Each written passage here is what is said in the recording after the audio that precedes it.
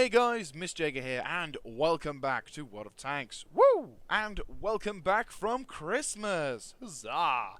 Hope you guys had an awesome Christmas. We are on the World of Tanks lovely Christmas area, which is lovely. I do like it. And today I thought I'd show you the latest tank in my garage, the T10, or for those who don't know, formerly known as the IS-8.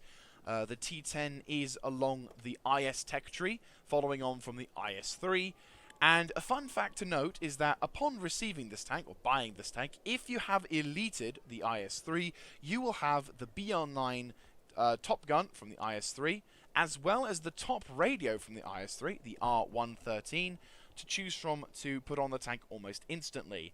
You don't get the treads, obviously, but the cool thing about the stock treads is that you can still mount two modules as well as the radio and the 122mm gun. This is really helpful. This basically means that you can have pretty much a 75% complete tank at the ready on the mark sort of thing, which is pretty damn awesome. So today's video is going to be basically myself platooned up with my good friend Bidden as I have my first few games in this tank, as already she's beginning to make a bit of a nice impression upon me. So without further ado, I'll take you to the first replay. And we're back, and this time we're on Swamp, and my first ever match in the T10. Now, normally I don't often show my first ever matches with a vehicle because, well, normally I absolutely suck in them. But on this occasion, things turn out to be quite interesting. And I will say, the first thing I will say in the T10's favour is the fact that despite this being nearly completely stock, like, all I've got is the gun and the radio on this thing. You know, the treads are stock, everything else is stock. This thing is pretty mobile for, a Tier 9 heavy tank. Now, I know that this tank has been compared to as a medium tank, and that the armor isn't really strong enough to really withstand anything. But, I have to say, I do like it when... I will not lie, this heavy is quite nice for its speed and mobility. For some reason in the replays, it doesn't seem to show what reload you've got. But this gun has about a 10-second reload, so not exactly great. But this was with vents and rammer on board as well. My crew is 100%, so hopefully we're going to get a better reload in the next gun, or, it will be better stuff. So anyway, contact is made on the 909.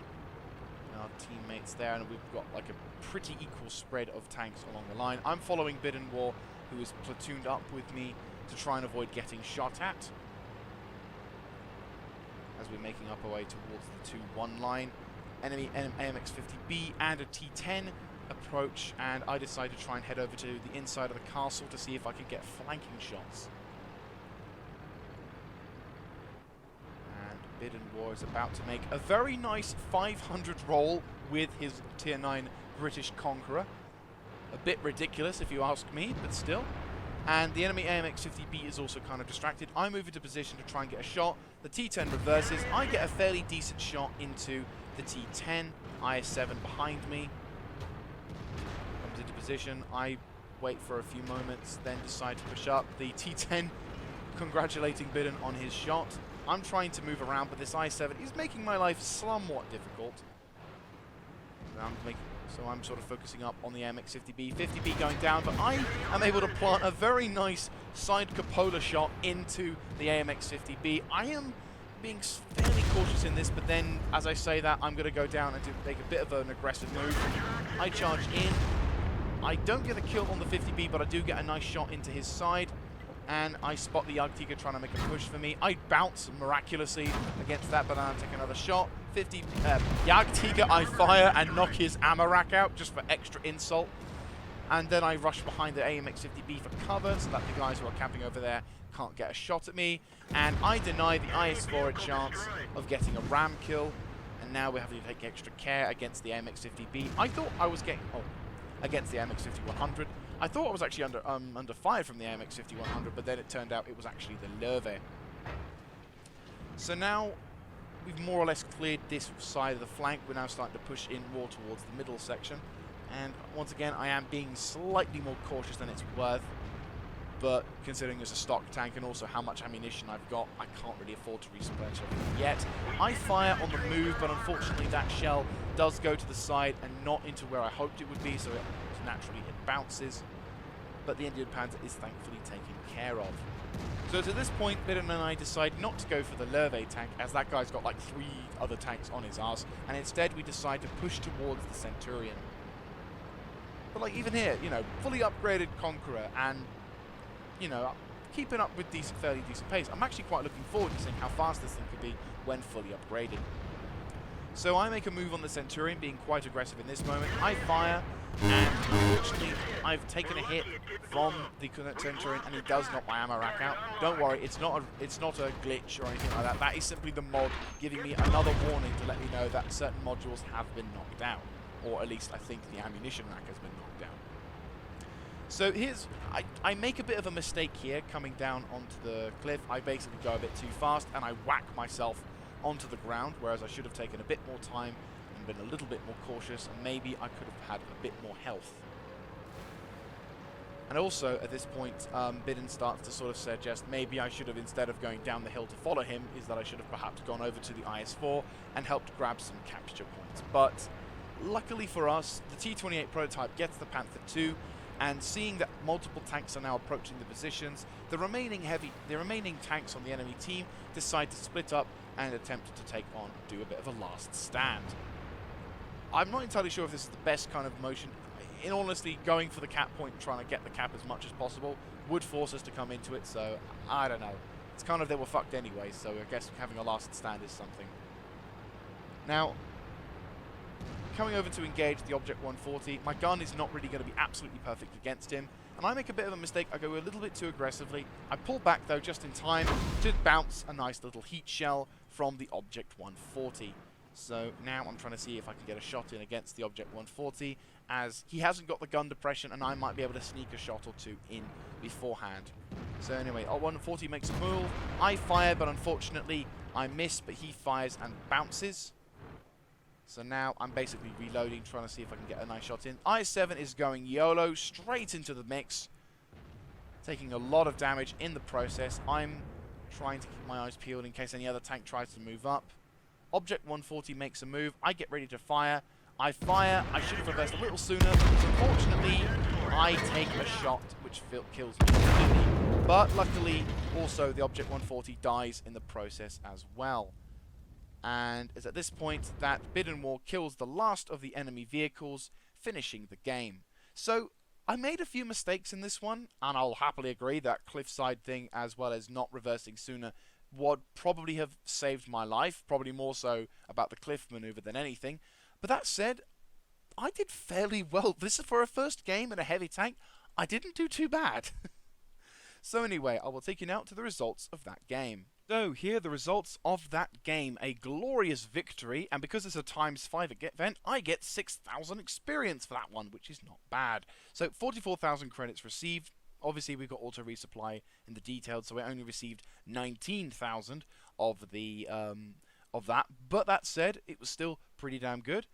Going over to the team score, I did not the most on this one. I only received 817 of that, but luckily I was able to do a fair amount of damage, 2,681, blocking 880, and well, doing a minor amount of spotting. Obviously, Bidden War, being somewhat overpowered, did a shit ton of damage, and got on a couple of awards of that as well. But then again, he is Bidden. Though I'm not gonna lie, I am proud of that at ammo racking. I don't often ammo rack stuff now, which is a bit annoying. So every time I can ammo rack something, I will most definitely do that. So anyway, we will now take you to the second game. So here we are for our second and final replay of the video. We are on Windstorm on an encounter match. I am once again platooned up with Bidden War in his Conqueror Tier 9. And at this point, I was able to get a fairly decent reload. I still don't have the top suspension, so I still only have 2 equipment modules attached in the tank. But I was able to get a nice standardized loadout of 20 standard and 10 armor-piercing composite rigids. So, and unfortunately in Tier 10, you do need them. This gun is not perfect at Tier 10. So anyway, myself and Bidden make a push up towards this 113, who unfortunately does start taking a bit of nasty fire from the enemy Foch 155.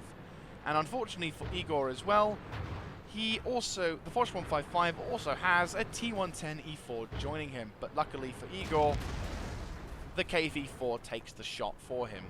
So as at this point, Bidden and I realise, well, mainly Bidden, says, right, fuck this, we're not going to get anywhere with this one, let's get around and see if we can outflank them. So, yeah, might as well. So, I make a relocate over there also, and the T110E4 reminds us as to why that was such a good idea, as Igor takes yet another shot from the T110E4.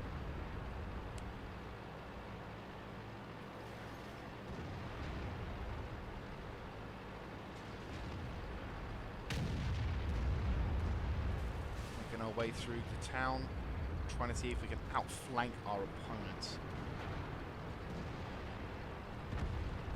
Unfortunately, Igor is down, and regretfully also, soon afterwards, the Foch 155 also claims the Panther 88mm as well.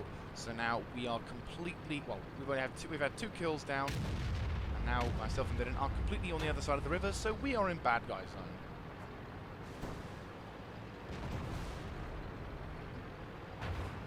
It's at this point that Bidden says, right, when I go down here this road, don't follow me, and for good reason.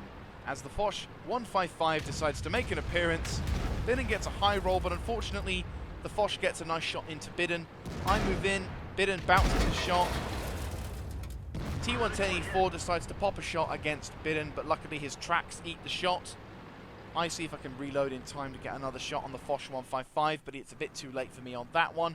But the T110E4, I fire. I have no idea how the fudge I penned that, but I still penned it.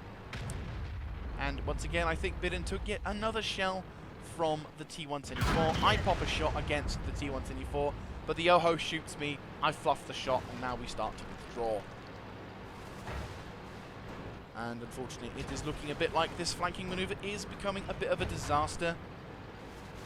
We both try and take cover behind the fountain for limited stuff. Bidden takes another shot from someone. Borsig comes into it. I bounce the freaking Borsig. Not entirely sure how. Bidden gets a nice shot into the T110E4. I try and roll around backwards. I bounce the freaking T110E4. Oho decides to make an appearance. I fire, but unfortunately Oho hits me and does a limited amount of damage. But luckily for us, our team have come in from behind and are supporting us in our struggle against the T110E4. So we decide to say, sod you, we're going to get some free shots into your side. Very nicely done. So the Foch 155 and the T110E4 are backing away, having taken a fair amount of damage themselves.